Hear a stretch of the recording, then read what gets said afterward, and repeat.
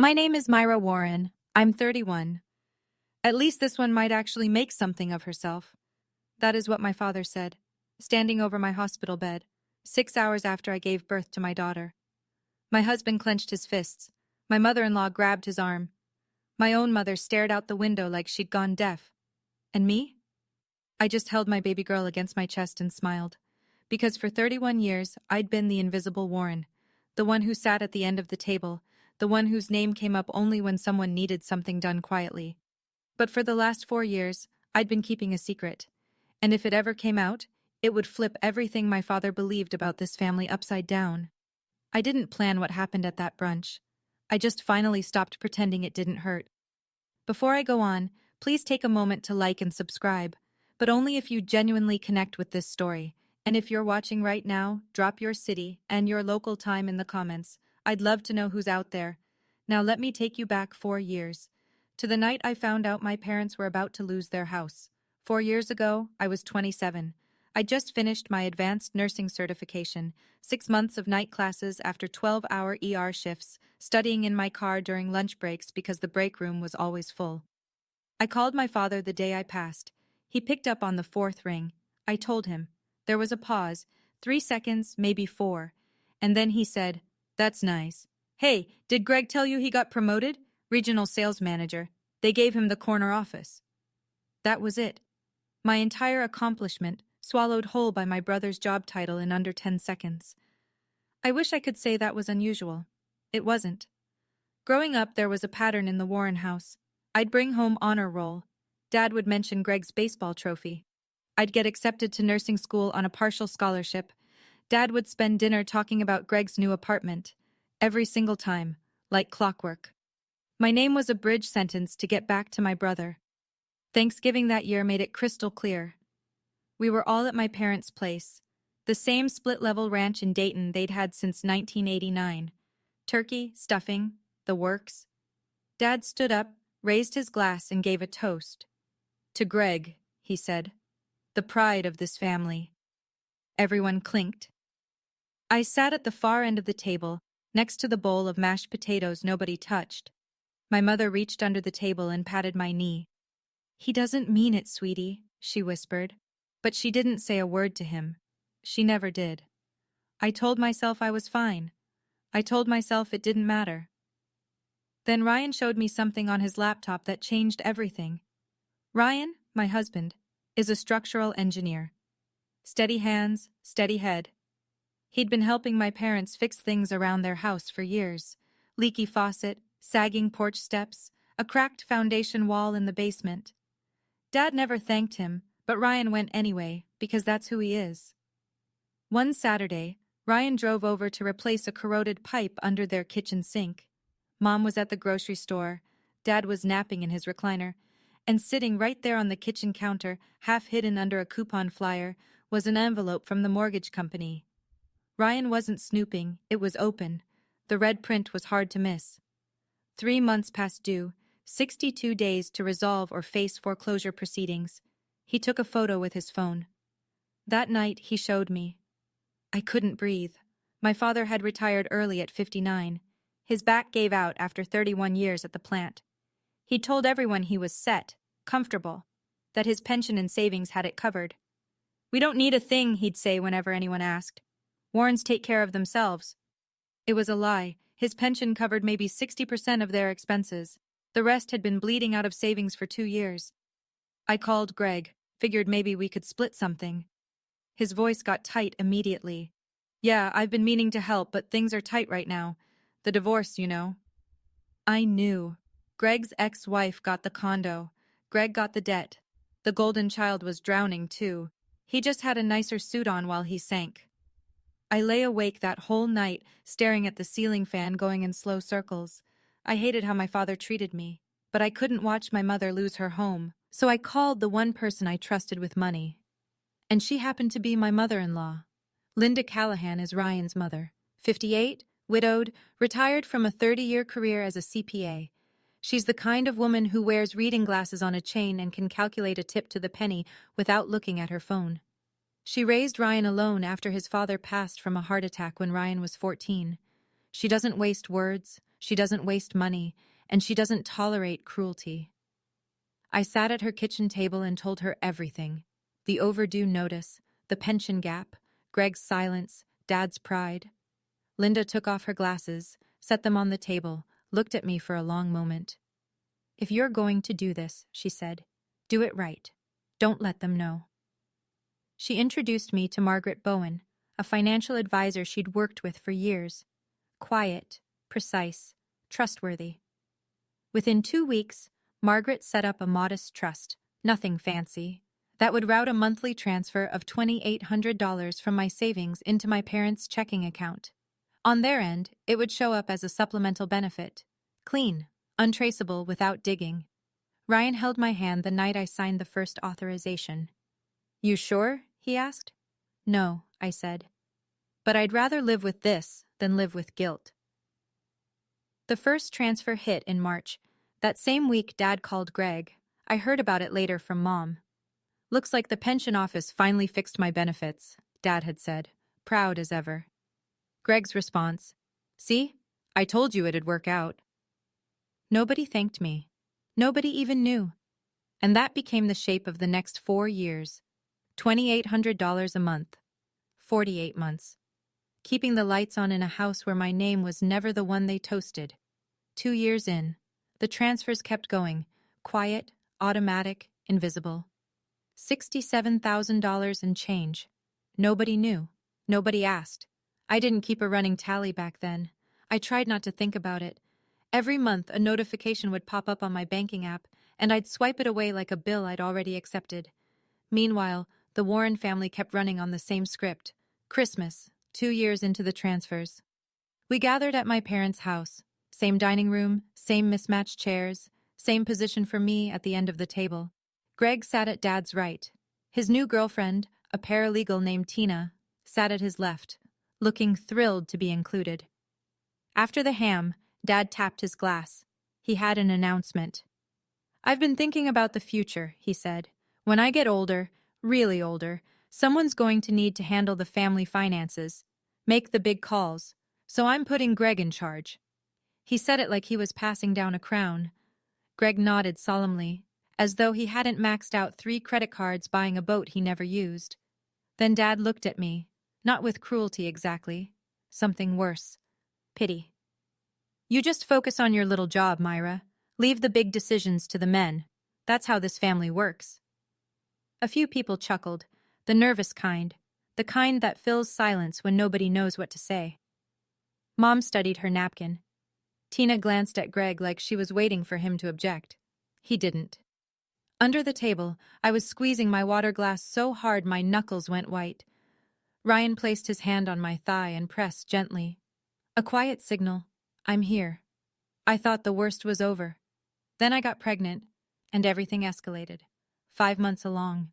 I announced it in the family group chat with a photo of the ultrasound. Black and white blur, tiny fingers curled like a comma. Mom was ecstatic. Heart emojis, prayer hands, a voice memo of her crying happy tears. Greg texted, "Congrats, sis," and then immediately pivoted. He was seeing someone new, wanted to borrow the family cabin for Valentine's weekend. Could Mom check if the hot tub still worked? Dad's reply came 40 minutes later. 6 words and an emoji. Hope she's got Ryan's brains. I stared at that message for a long time. Read it once, twice, 3 times. Showed it to Ryan. He didn't say anything. Just set the phone face down on the counter and walked into the other room. That night, at my 20-week checkup, I sat alone in the dark ultrasound room while the tech went to get the doctor. The screen still glowed. My daughter's profile, her nose, the curve of her skull. I put my hand on my belly and whispered something I'd been thinking for weeks. "I promise you'll never sit at the end of the table." When Ryan picked me up, he was quiet for most of the drive. Then, at a red light 3 blocks from home, he said it. "Maybe it's time to stop the transfers." "Not yet. Mom needs it." "Your mom," he said, eyes on the road. "Not him." He was right. But I wasn't ready. Not yet. 3 months later, I was in a delivery room, drenched in sweat, holding my daughter for the first time. And the first thing my father said when he walked in was not congratulations. The hospital room was warm. Too warm. The kind of warmth that makes everything feel thick. The air, the sounds, the way time moves. Lily had been on my chest for 2 hours, skin to skin. Her eyes were closed. She weighed 6 pounds, 11 ounces. I'd counted every finger twice. Ryan sat beside me, his hand on the edge of the bed. Linda, my mother-in-law, was in the armchair by the window, knitting something pink. Mom had arrived an hour earlier, teary, quiet, holding my hand without saying much. That was enough. Dad showed up 4 hours late. Traffic, he said. He didn't hug me, didn't congratulate Ryan, didn't even glance at my mother, who'd been waiting for him since noon. He walked straight to the bed, looked down at Lily, tilted his head the way you'd inspect a used car. At least this one might actually make something of herself. The room went silent, not the comfortable kind, the kind where the oxygen leaves. Ryan stood up so fast the chair scraped the floor. Linda was already on her feet, one hand on Ryan's shoulder, firm, steady. Not now. Mom turned to the window. I watched her reflection in the glass, jaw tight, eyes shut. I looked up at my father. He was smiling, that half smile he wore when he thought he was being clever. I didn't cry. I didn't shout. I just held Lily a little tighter and said, "She already has, Dad. She's here." He waved his hand, a flick, really, like brushing away a gnat, and turned to Mom. "When's Greg coming? I want him to see his niece." He stayed 20 minutes. He never held her. The door barely clicked shut before Ryan was in the hallway. I heard it from the bed. One sharp thud, fist against drywall. Then Linda's voice, low and even. "Not here. Not now." A minute later, he came back. Knuckles red, eyes wet. He knelt beside the bed and pressed his forehead against my arm. "I'm done watching him do this to you." I put my hand on the back of his head. Lily was still asleep against my chest, breathing in that tiny rhythm newborns have. Fast, shallow, relentless. Linda sat back down. She took her time, folded the knitting into her lap. Then she looked at me, not with sympathy, not with pity, but with the kind of clarity that only comes from a woman who's done her own math. "Sweetheart," she said, "you've transferred over $100,000 to that man, and he walked into your recovery room 6 hours after you gave birth to his granddaughter, and that's what he said." I looked at the ceiling, blinked hard. "I know." Silence. "I know." Lily stirred. I shifted her to nurse. The room went quiet again, just monitors beeping, the hum of fluorescent lights, the sound of my daughter learning to eat. Then I spoke. Not loud, not angry, just level. "He's planning a brunch for the baby, a big one. Family, neighbors, everyone." Ryan shook his head. "You don't have to go." "Oh, I'm going." He looked at me. Linda looked at me. I looked at my daughter. "Because if he's going to use my baby to perform his perfect family show, he should at least know who's been funding the stage." 2 weeks after Lily was born, I made a phone call I'd been turning over in my head since the hospital. Margaret Bowen picked up on the second ring, professional as always. She didn't do small talk, which is one of the reasons I trusted her. "I need a summary," I said. "Every transfer, every month, every dollar. His account number, the trust routing, all of it." There was a pause on her end. Not hesitation, calculation. "You're sure? Once this is out, there's no taking it back." "I'm not trying to take anything back, Margaret. I'm just done hiding." The email arrived the next morning. I opened it at the kitchen table while Lily slept in the bassinet beside me. Ryan was at work. The house was quiet. 48 line items, 48 months, $2,800 each. Total, $134,400. Every entry time-stamped, routed, verified, clean documentation, the kind of paper trail that doesn't leave room for arguments. I stared at it. My thumb hovered over the screen. I could feel my heartbeat in my fingertips. Then I closed the phone, set it face down on the table, walked to the bassinet and watched my daughter sleep. Not yet. That's what I told myself. Not yet. I saved the file. Didn't tell anyone except Ryan, who nodded once, and Linda, who said, "Good." I still didn't plan to use it at the brunch. I want you to understand that. I was genuinely hoping, The way you hope against every shred of evidence that my father would walk into that party and just be a normal grandfather for one afternoon. But then he called about the seating arrangements. Dad called on a Tuesday evening. I was nursing Lily in the rocking chair, one hand holding the phone on speaker. "Brunch is set for Sunday," he said. 30 guests. I reserved extra folding chairs from the church. I'll handle the speech. You just bring the baby and smile. "Can I say a few words too?" I asked. A beat of silence, then that tone, the one that sounds patient but means the opposite. "About what, Myra?" "Let me handle it. I know what people want to hear." I heard Mom's voice in the background, muffled, asking something about napkins. Then Dad's voice dropped, the way it does when he thinks he's being quiet but isn't, and I heard it clearly. "Make sure Greg sits next to me at the head table. Myra can sit with the cousins." He didn't know I was still on the line. Or maybe he didn't care.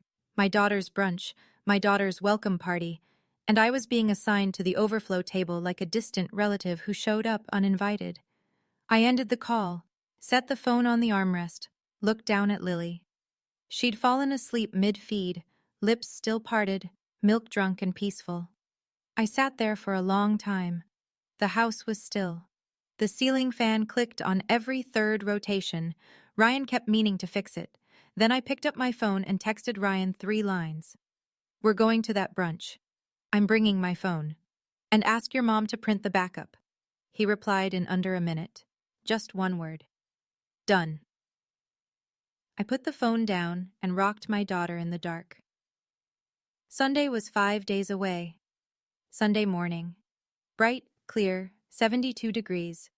The kind of Ohio weather that makes everyone believe in fresh starts. My parents' backyard looked like a magazine spread, or at least Dad's version of one. White tablecloths, pink balloons tied to every chair, a hand-painted banner strung between the oak tree and the fence post. "Welcome, baby Lily." Dad had outdone himself. Not for Lily, of course, for the audience. 30 guests, aunts, uncles, cousins. 3 neighbors, including Mrs. Dobson from across the street, who'd brought a casserole and her reading glasses. 2 of Dad's old buddies from the plant, Greg and his new girlfriend, whose name I'd already forgotten. Everyone dressed in Sunday casual, holding lemonade, complimenting the yard. Ryan carried Lily in her car seat. I walked beside him, Linda 1 step behind. We came through the side gate, and I saw it immediately. The seating. 2 long tables. The main one, front and center, closest to the house, had place cards. Dad at the head, Greg to his right, Mom to his left, Greg's girlfriend next to Greg. Open seat for one of Dad's buddies. The second table, smaller, pushed toward the back fence near the recycling bins, had no place cards, just plastic cups and paper plates. That's where I was supposed to sit. At my own daughter's welcome party. By the recycling. Aunt Helen, Dad's younger sister, 61, no filter, God bless her, spotted me before I'd even set down the diaper bag. "Honey," she said, hugging me sideways, "why are you all the way back here? This is your baby's party." I looked at the head table. Dad was arranging his speech notes beside his plate. "Ask Dad," I said. Helen's eyes narrowed. She didn't ask. She didn't need to. They served quiche and fruit salad. Dad waited until every plate was full. Then he stood, tapped his glass with a butter knife, and smiled the smile he saves for audiences. Speech time. 30 faces turned. Forks went down. Even Lily stopped fussing in Ryan's arms. 30 years, Dad began. "I've been waiting for this family to give me a granddaughter." He pointed at Greg. "Your turn next, son." Laughter. Easy, comfortable, rehearsed. Then he talked about the Warrens, the legacy, the values. His voice swelled the way it always does when he's performing. The retired foreman giving one last shift speech. "My son, Greg," he said, lifting his glass. "The backbone of this family, the one I know I can count on." Greg raised his glass back. Tina squeezed his arm. Mom beamed. Then Dad's eyes found me. Back table, plastic cup in hand. "And Myra, well..." He paused, chuckled. "We all know she's the quiet one. I just hope little Lily here got her drive from Ryan's side of the family." A ripple of laughter, mostly nervous. Helen didn't laugh. Mrs. Dobson set down her fork. But Dad wasn't done. He walked toward Ryan, who was holding Lily near the dessert table. Dad leaned in, studying her face like he was reading a resume. "But look at her. Strong chin, bright eyes. This one's got potential. He straightened up, grinning. More than her mama at that age, I can tell you that. He laughed. Alone. The yard went quiet. Not the respectful kind. The kind where people suddenly become very interested in their fruit salad. I sat at my table, both hands flat, fingers still. No trembling. No tears. I looked straight at my father. And I waited. Greg stood up next. Of course he did. He lifted his glass, the real glass, from the main table, and cleared his throat. To Dad, he said. The man who keeps this family together. Everyone drank. I watched the lemonade tremble in my plastic cup. Then Greg turned to me, grinning that easy, golden boy grin. He crossed the yard to my table and clapped me on the shoulder like I was a teammate who'd fumbled, but he wasn't going to make a thing of it. Hey, sis. Don't worry. Lily's got the Warren genes. She'll be fine. He squeezed my shoulder and walked away, back to the main table, back to his seat at the right hand of the father. Aunt Helen appeared beside me. She crouched down, voice low. Are you okay, sweetheart? I'm perfect, Aunt Helen. She looked at me. I could tell she didn't believe me. I could also tell she was angry. Not at me. Ryan leaned close to my ear, Lily cradled in his other arm. Say the word and we leave. Right now. I looked at my daughter. She was awake, staring at the pink balloons with that wide, unfocused wonder newborns have. She didn't know what her grandfather had just said about her mother. She didn't know any of it. She was just watching balloons. I looked at Linda. She sat 2 chairs down, her handbag on her lap, calm, upright, watching me the way a pilot watches instruments. She gave me a nod, small, certain, one nod. That was all I needed. I took a breath, stood up, pushed my chair in, neatly, quietly, the way I do everything. Then I walked to the main table. Dad, can I say a few words? He looked surprised. Now? We're about to cut cake. It won't take long. He waved his hand like he always does. Make it quick. So I did. I stood at the head of the main table. No microphone, no notes. Just me, my voice, and 30 people who suddenly didn't know where to look. Thank you all for being here for Lily, I said. My voice was steady. I made sure of that. She's 3 weeks old, and she's already surrounded by more love than I ever expected. I let that land. A few smiles. Mrs. Dobson pressed her hand to her chest. Dad just said something about hoping Lily got her drive from Ryan's side. I turned to my father. He was still smiling. The frozen kind. The kind that means he's calculating. That's fine. He's been saying versions of that my whole life. The smile cracked. Just a fraction. But there's something everyone here should know. Something I've kept quiet for 4 years. Dad shifted in his chair, his arms crossed. Myra, this isn't the time for drama. You're right, Dad. It's the time for honesty. Mom reached for his arm. Myra, please. I looked at her. Really looked. Mom, I love you, but I need you to listen this time. Just this once. She let go of Dad's sleeve. Her hands dropped to her lap. I saw her chin tremble, but she didn't speak. 30 people. No one moved. A balloon popped somewhere, one of the pink ones tied to the fence, and a cousin's kid yelped. But nobody turned. Every pair of eyes was on me. I felt it then, that weightless electric clarity you get when you've been holding something for so long that finally letting go feels less like a choice and more like gravity.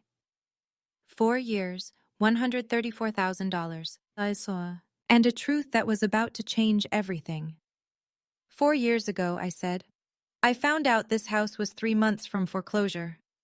The word landed like a stone in still water. I watched it ripple across the yard. Aunt Helen's mouth opening, Mrs. Dobson gripping her armrest, Greg's girlfriend looking at Greg like she was seeing him for the first time. Dad's pension wasn't covering it. Savings were gone. The mortgage company had already sent the final notice. Dad's jaw tightened. That's private family. I'm not finished. He stopped. I don't think anyone had ever said that to him before. Greg couldn't help. I glanced at my brother. No offense, Greg. Greg stared at his plate, his ears turned red. Tina pulled her hand off his arm. So, I set up an anonymous monthly transfer. $2,800 every single month, for 48 months. Whispers. Helen covered her mouth. One of Dad's plant buddies set his glass down slowly, deliberately, like he needed something to do with his hands. I turned back to my father. Dad, you told everyone your pension got adjusted, that the benefits office fixed your account. I held his gaze. It wasn't them. I let the silence do the work.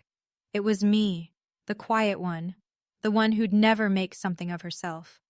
Dad opened his mouth, closed it, opened it again. That's ridiculous. I never... Check your bank account, Dad. I didn't shout, didn't lean forward, said it the same way I'd say, pass the salt. I turned to Linda. She reached into her handbag, pulled out a printed sheet, 48 lines dated, stamped, and set it on the table in front of him. His phone buzzed in his pocket. He pulled it out. His face went white. A notification from Margaret Bowen.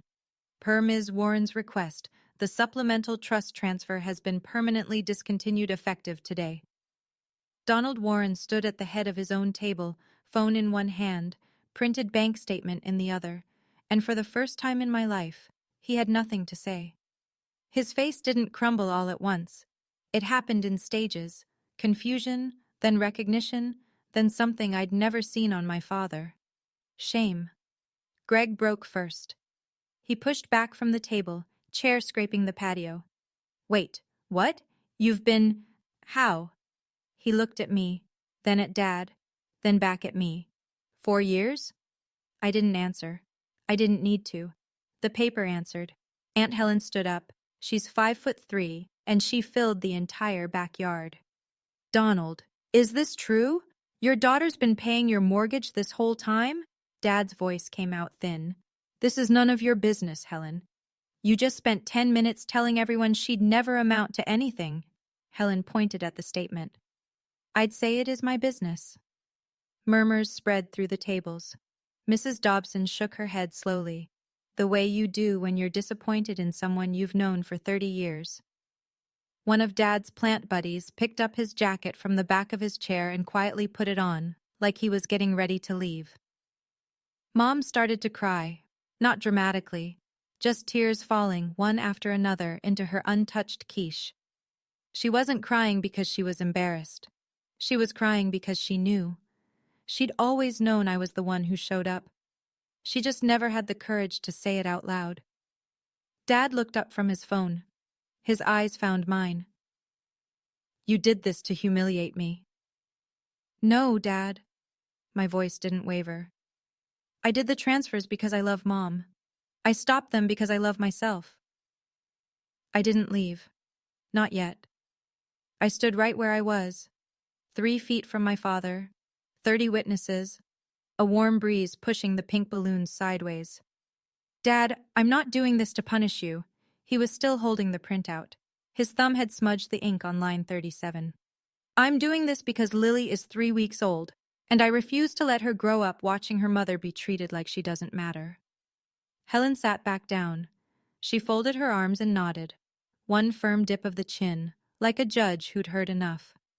If you want a relationship with your granddaughter, I said, it starts with respecting her mother. Not because I pay your bills, not because I proved something today, because I'm your daughter. That should have been enough. Dad's mouth opened, then closed, then opened again. Nothing came out. I'd seen him speechless maybe twice in my entire life. Both times someone else had been in control of the conversation. This time, it was me. I'm not asking for an apology today, I said. I'm telling you the rules have changed. I turned to Mom. She was wiping her eyes with a paper napkin, mascara smudged, hands trembling. Mom, I love you. The door is always open. I paused. But I'm done sitting at the kids' table in my own life. She nodded. Not the dismissive kind she gave at Thanksgiving. A real nod, the kind that costs something. Greg sat frozen. Tina had moved her chair 6 inches away from his without anyone noticing. I looked at the yard, the banner, the balloons, the folding chairs from the church, a party my father had thrown to showcase himself, in a house my father would have lost without me. Time to go. I walked back to the overflow table, picked up the diaper bag, checked Lily's bottle was capped, folded the blanket Ryan had draped over the car seat. Small, ordinary motions, The kind of things a mother does 100 times a day without thinking. Ryan was already standing, Lily in his arms. He hadn't said a word through the whole thing. He didn't need to. He'd been waiting for this moment longer than I had. Linda rose from her chair, gathered her handbag, and walked over to me. She wrapped both arms around my shoulders and pulled me close. Her perfume, lavender, always lavender, mixed with the backyard honeysuckle. "Your father-in-law would have been so proud," she whispered. I bit my lip, nodded into her shoulder. Linda's husband, Tom, had died when Ryan was 14. I never met him, but in that moment, I felt him. We moved toward the side gate. Nobody stopped us. Nobody tried. 30 people parted like water, and we walked straight through. I passed within 2 feet of my father. He was still standing at the head of the table, bank statement in one hand, phone dark in the other, staring at the numbers. I stopped. "Dad?" He looked up. His eyes were red. "I didn't do all of this for a thank you." I held his gaze. "But a thank you would have been nice." I turned and kept walking. Ryan opened the gate. Linda followed. Lily made a small sound. Not a cry, just a murmur. And I adjusted her hat against the sun. The car was parked on the street. Ryan buckled Lily in. I climbed into the passenger seat, closed the door. And then I cried, for the first time. Not because it hurt, because it was over. Ryan started the engine, reached across the console, took my hand, didn't say a word, just drove us home. The calls started before we even got home. Aunt Helen was first. I picked up on the second ring because it was Helen, and Helen doesn't call unless she means it. "Honey," she said, "I just want you to know. I called your father before I left the driveway, told him he owes you an apology, a real one, not the kind where he explains why he was actually right." I laughed. For the first time in weeks, a real laugh. "Thank you, Aunt Helen. Don't thank me. You did the hard part. I just yelled at a man who deserved it." By Monday, 3 more calls had come in. Mrs. Dobson sent a flower arrangement with a handwritten card tucked into the baby's breath. "I raised 3 daughters. I've never been prouder of someone else's child." I put the card on the refrigerator and cried a little more. One of Dad's old plant buddies, Frank, a big man with a quiet voice, called Dad directly. I heard about it later from Mom. "Dawn, is it true? Your girl's been covering your mortgage?" Dad hung up on him. Frank didn't call back. Then, on Wednesday, Greg called me. His voice was different, smaller, stripped of the easy charm he usually wore like aftershave. "Why didn't you tell me? Would it have changed anything?" Silence. Long enough to count. "I don't know. Maybe." That was the most honest thing my brother had said to me in 35 years. I could hear something behind it. Not anger, not defensiveness. Recognition. The sound of a man realizing the pedestal he'd been standing on was built by someone else. "Greg," I said, "it's okay." "No," he said. "It's really not." He hung up, but it didn't feel like an ending. Mom told me later what happened after we left the brunch. The guests trickled out within 20 minutes. Quick goodbyes, tight smiles, car doors closing up and down the block. Helen was the last to leave. She hugged Mom at the front door and said, "Call me if you need anything, Patty." She didn't say goodbye to Dad. By evening, it was just the 2 of them. The backyard still had the banner up, "Welcome Baby Lily," flapping in the wind like a punchline nobody laughed at. Dad sat at the kitchen table. The printed statement was still in front of him. 48 lines. He hadn't moved it. Mom sat across from him. She told me she poured 2 cups of coffee and didn't say anything for almost 10 minutes. She just waited. Then, for the first time in 40 years of marriage, my mother pushed back. "She kept us in this house, Donald. 4 years." Dad stared at the paper. "She had no right to tell everyone." Mom's voice went flat, hard. A voice I'd never heard her use. "She had every right. You stood up in front of 30 people and told them your granddaughter might succeed in spite of her mother." She leaned forward. "What did you expect?" Dad looked at the window. The backyard was empty now. The chairs were still out, plates still on the tables, a balloon caught in the gutter. The house he'd almost lost, the yard he'd almost surrendered, kept alive, every month, every check, every dollar, by the daughter he'd seated at the back table. "Call her, Donald." "And say what?" Mom's voice cracked, but it held. "Start with 'I'm sorry.'" He didn't call. Not that night. But he didn't sleep either. A week passed. The dust was still settling, but life doesn't stop for family drama. Diapers still needed changing. Night feeds still came at 2 and 5 a.m. Lily still needed me. And honestly, I needed her. It was a Thursday morning, 6:15.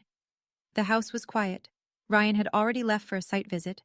I was in the rocking chair, nursing Lily in that half-dark, half-golden light that comes through east-facing windows at dawn. And she smiled. Not gas. Not a reflex. She looked up at me, eyes focusing for the first time on something specific, something real. And the corners of her mouth pulled up. Just slightly. Just enough. I sobbed. The ugly, shaking kind.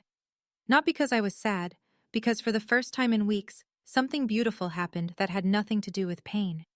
Ryan came home that evening, and I showed him the photo I'd taken. His eyes went soft. He kissed Lily's forehead, then mine. I posted it in the family group chat. No caption needed, but I wrote one anyway. First smile, my whole world.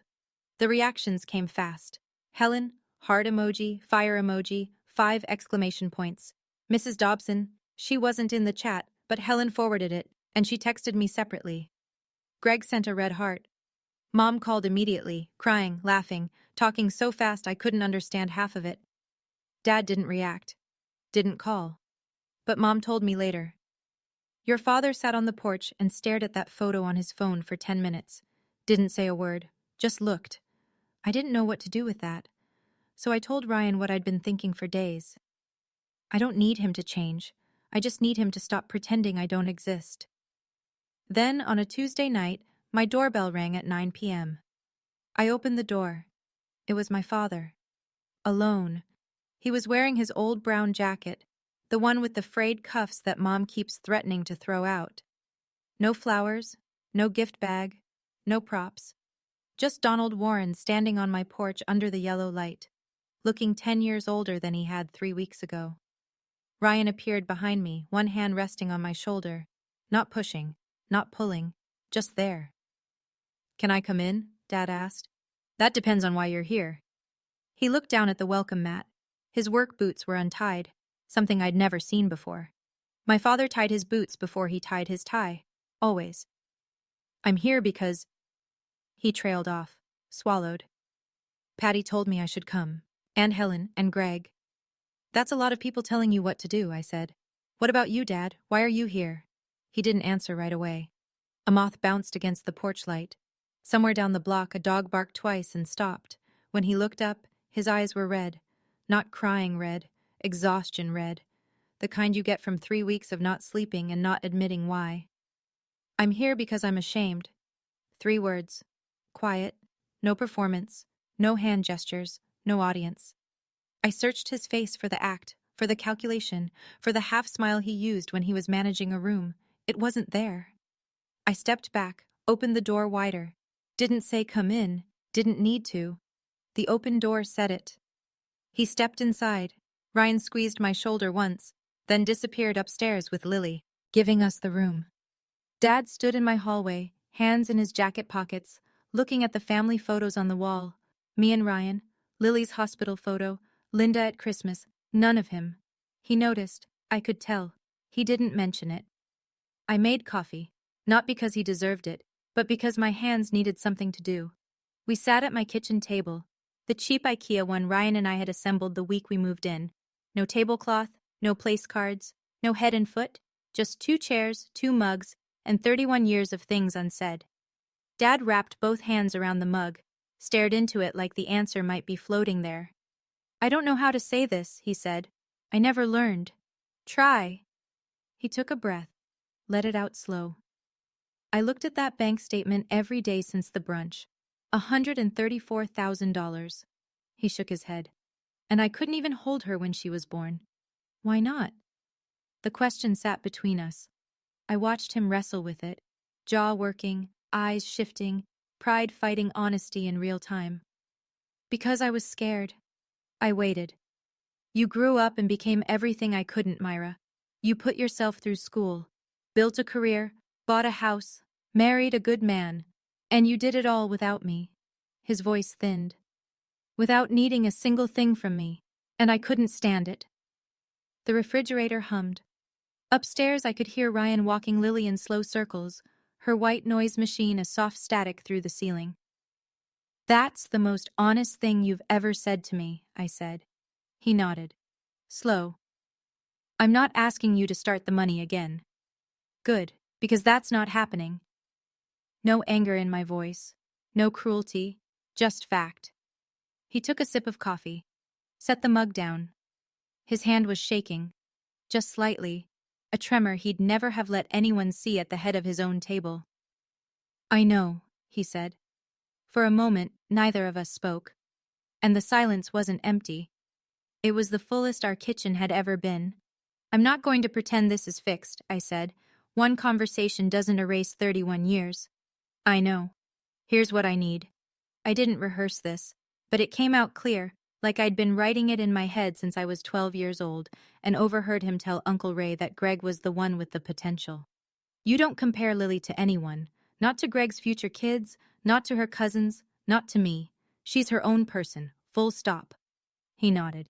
You don't dismiss me in front of family. Not as a joke, not as a habit. Not ever again. Another nod, slower this time. And if you want to be in Lily's life, you show up. Not for the speech, not for the audience.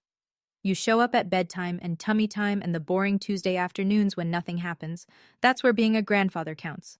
He looked at the table, traced a scratch in the wood with his fingernail. What about the money? He asked. Quiet, almost ashamed to ask. If Mom needs help, she can call me directly. We'll figure it out. But I'm not sending anonymous checks so you can pretend you don't need your daughter. He flinched. I saw it. A small contraction, like I'd touched something still raw.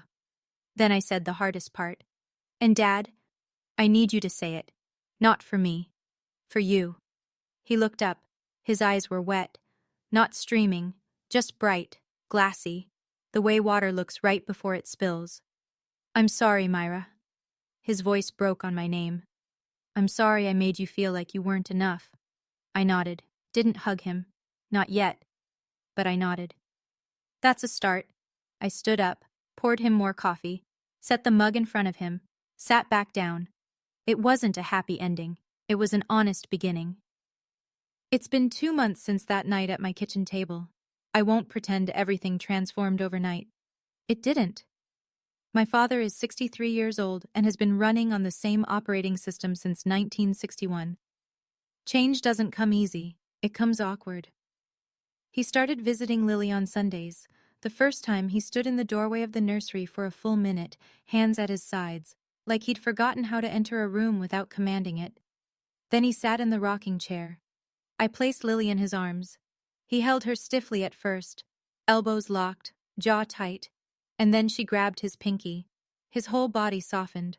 I watched it happen in real time, like ice cracking in spring. He brought her a teddy bear the second visit. Way too big, almost the size of Lily herself. She screamed when she saw it. He looked devastated. Ryan and I laughed for 10 minutes. He doesn't say I love you to me. Not yet. Maybe not ever. But last week, when I was carrying Lily to the door to say goodbye, he stopped at the porch steps, turned around, looked at me. She's lucky, he said. She's got your stubbornness. I raised an eyebrow. I'll take that as a compliment. It is one. First time. A small thing. But I heard it. Greg calls me every week now. Nothing big, just, how's Lily? How are you? Simple. Real. We're not best friends. We're something better. We're honest. Mom sent a handwritten card. Not long. Just, I should have spoken up sooner. I'm sorry. Love, Mom. I taped it to the refrigerator, right next to the photo of Lily's first smile. And here's what I learned. Not a lesson. Just something true. You don't have to set fire to the whole house to get warm. Sometimes you just need to stop standing in the cold. If this story reminded you of someone, a parent, a sibling, a version of yourself, I'd love to hear it. Were you the invisible one, or did you finally speak up? Drop your story in the comments. And if this one hit close to home, there are more stories just like it, waiting for you in the description. I'll see you in the next one.